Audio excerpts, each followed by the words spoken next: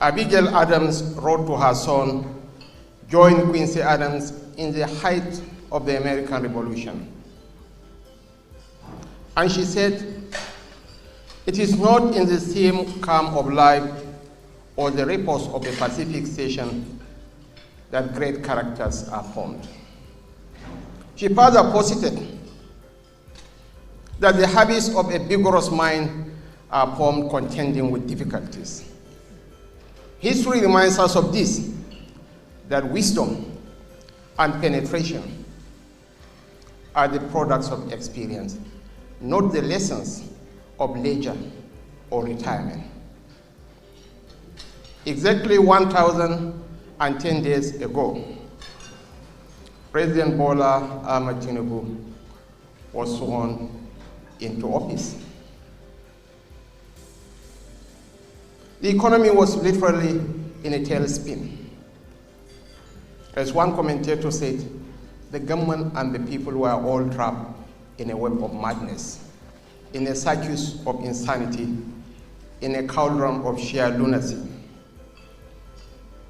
And here we have a leader who had the courage of conviction to take far-reaching decisions. Our foreign reserves was hovering in the neighborhood of $3 billion, not enough to import fuel for a month. And the withdrawal of fuel subsidy was not captured in his maiden broadcast.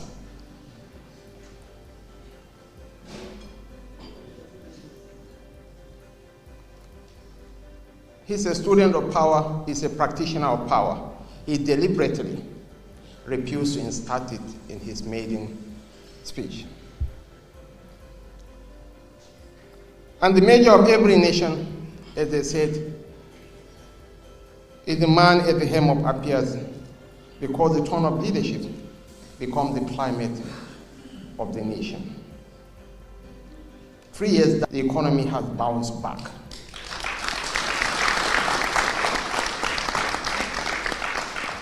We have crossed the Rubicon and we are on a path to sustain growth. Here we have a CBN governor to whom the president had given him the full autonomy to discharge his functions. And posterity will be kind to you. So, Your Excellencies, distinguished ladies and gentlemen, on behalf of a grateful nation, on behalf of President Bwala Tinubu, I must extend with sincerity our appreciation for the support the Federal Executive Council and other members of the government have given to this administration. In seasons of tough decisions and necessary reforms, you have chosen country over comfort. You have engaged with your agenda in the spirit of partnership, offered scrutiny without sabotage, and proved that democracy works best when the institutions of government compete in the race to serve the people better. History will remember that at a time when it was easy to inflame division, the Federal Executive Council and members of the establishment steadied the nation with responsibility. On behalf of the President, I want to most sincerely thank you for your comradeship, for your support, and for your partnership. Nuisance Lele. Nuisance Lele. Nuisance. So we call him Maiduguri Elon Musk, because you can't call him Elon Musk. He's a rocket man that wants to, if he becomes your president, it's going to become the Kim Jong-un of Maiduguri. You have to change his title for those who knows him very well. All right? While they were busy petting themselves and, singing the eulogies of themselves inside the asshole rock, both civilians, soldiers, everybody was speaking race. Yeah, these soldiers were running away. Kana ga soja suna gudu kuna ce kai yawa. Amma mu tafi ku. Richard, ku zo mu tafi.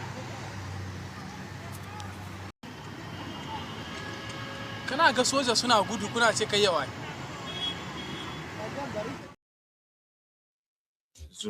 Soldiers suna gudu running away from the same terrorists that the civilians are also running away from. It's mental in the last 72 hours at least.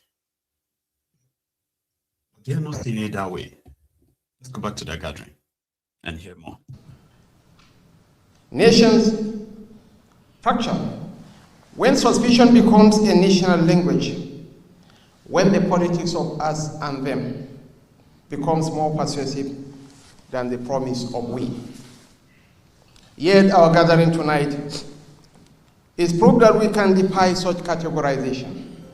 Here, we have Nigerians of different faith, different ethnic configurations, from different parts of the country, all fused into one in the mission to serve this great nation. This is the greatest black nation on earth, 247 million people. And by 2050, will be the third most populous nation on earth. And by the end of the century, Nigeria will be the most populous nation in the world. Your Excellencies, distinguished ladies and gentlemen, the political season is around the corner. I will urge you, I'm imploring on all of us, I beseech thee, we are all political animals, as Galileo Galilei said. We have to sell our government. South Africa has a population of 60 million, not more than 20% of our population. South Africa is generating the equivalent of 60 trillion naira every year from personal income tax. How much is our PIGO? A paltry 3 trillion naira. When the fly buzzes around and they stop the man with a pestering saw, no one talks. But when this man grabs the fly and throws it into his mouth, the whole world will erupt in a cacophony of exclamations and reprimands. The same people that are shouting hoarse that the tax reform was meant to further pulverize and pauperize the poor is far from the truth.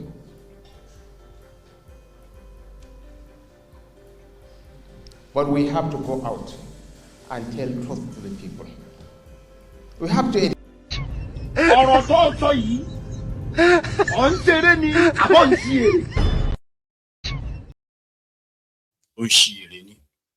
So they have been spending money to go and tell Nigerians what they are doing, not the other way around, for Nigerians to say, oh, because we are seeing what you are doing.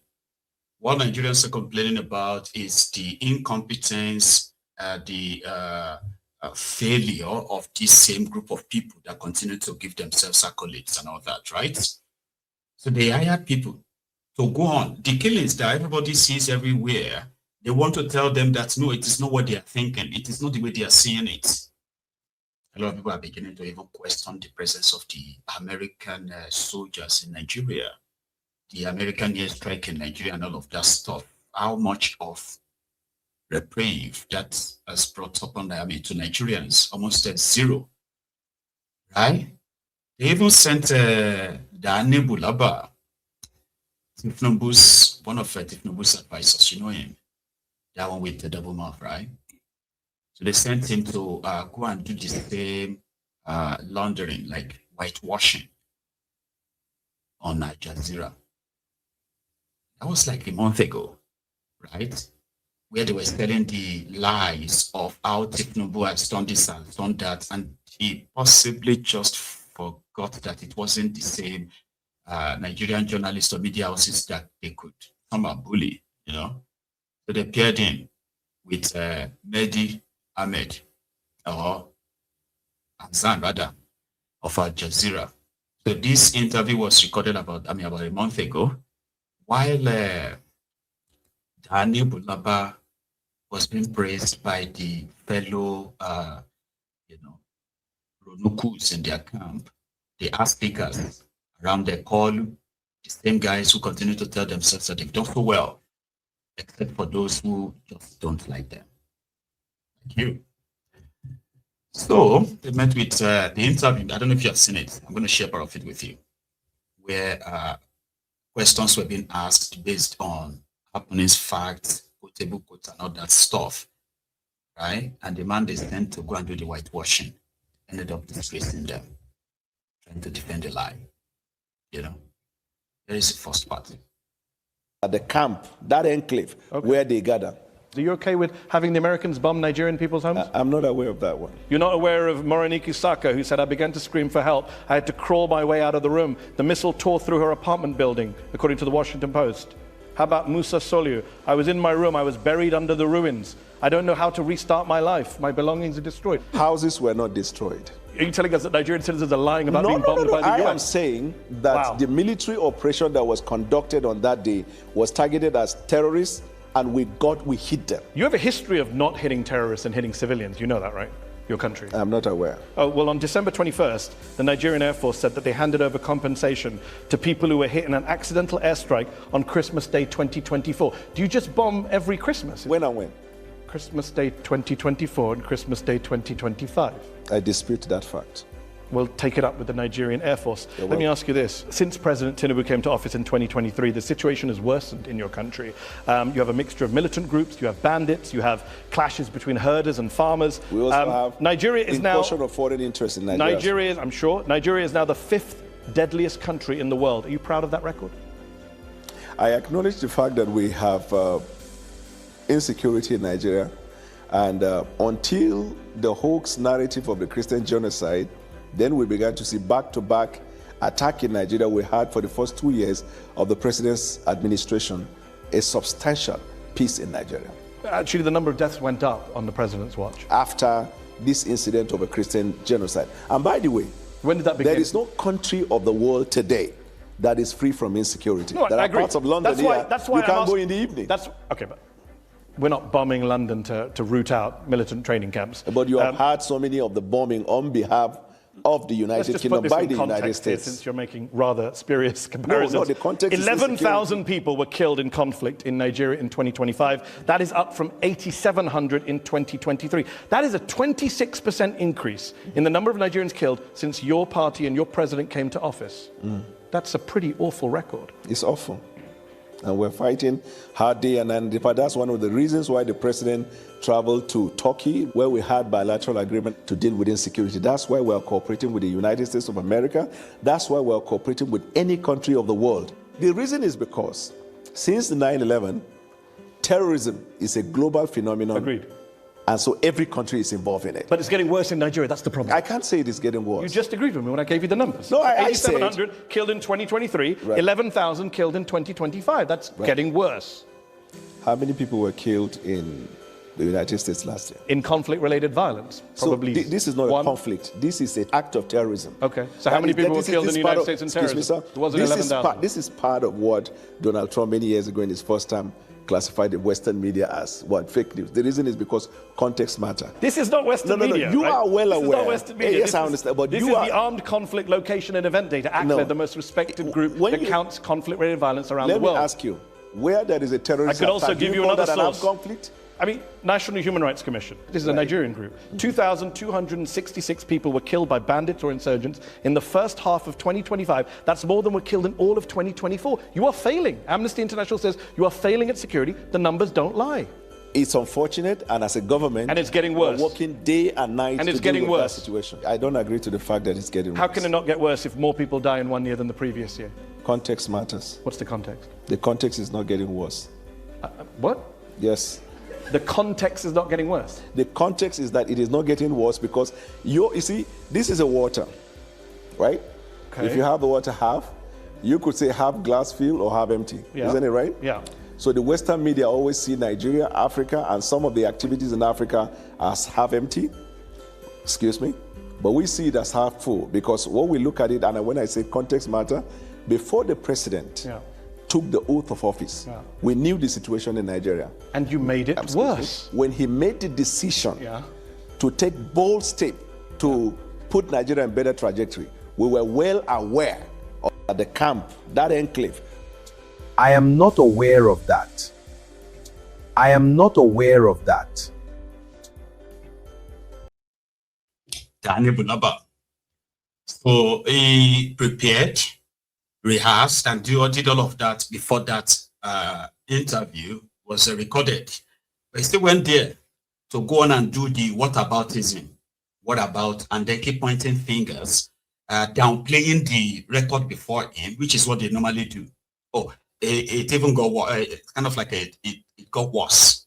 Okay, when he himself was quoted to have said that Tinubu was putting together a militia group that were even like targeted him when he was working for Atiku.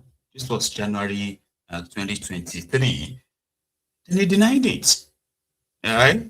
Yeah, that part. Get that information. Africa Barometer. May of 2024, 2 out of 3 Nigerians say security agencies are handling the abduction of Nigerians fairly badly or very badly. 1 in 3 Nigerians say they personally know someone who's been kidnapped. Yeah, you have These are stunning statistics. Amnesty, Human Rights Watch have lined up to say that you have allowed impunity to flourish, you have failed to apply lessons from previous attacks, damning indictments of your security service. You, that's not what they said. That's not what Amnesty said? Yes. Amnesty. I've literally got the quote right here. Quote it. The authorities' failure has allowed impunity to flourish and the killings to spread to many parts of the country. Source.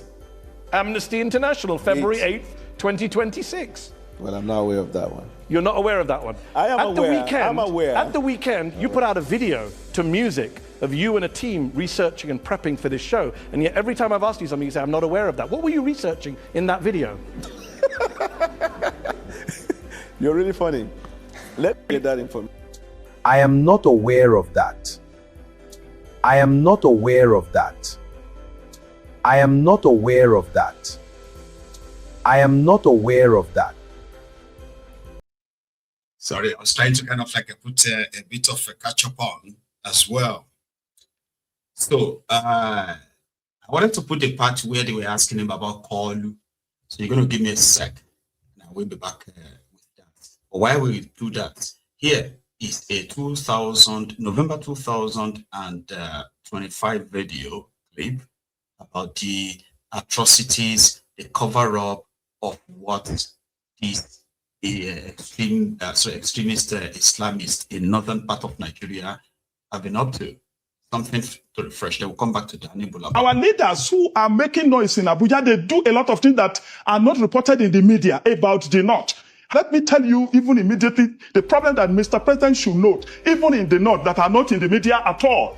There is a local government in Bauchi State that is Christian-dominated. They call it Tafawa Balewa local government. Okay. You know that under Issa Yuguda as governor, he should hear this. Okay. They unilaterally relocated the headquarters of local government listed in the constitution to Bununu. From Tafawa Balewa to Bununu. And the only Christian member of the House of Assembly in that place, only Christian member, a female Christian member of the House of Assembly was suspended for criticizing that illegal relocation by the State Assembly. She was suspended, and that was barely a year after the inauguration of the session of their State Assembly. They suspended her till the end of that session for 3 years. Wow. Do you know that what you will not read in the media was that they took the case to court, the State High Court sided with the state government against the Constitution.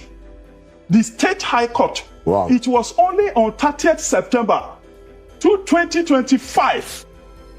We will not read it in the media. 30th September 2025, barely 2.5 months ago, that the Court of Appeal in Jos quashed that decision of the High Court and the Assembly, and they cited an example in Ekiti State that no individual, no institution has the right to relocate the headquarters of a local government as it is listed in the Constitution. But why did Governor Yuguda, then Governor Yuguda, why did he do that? He did that one because that is what they do to Christian-dominated areas. So they removed the local government headquarters from a Christian-dominated place. To a Muslim-dominated area. So you also have state terror to fight.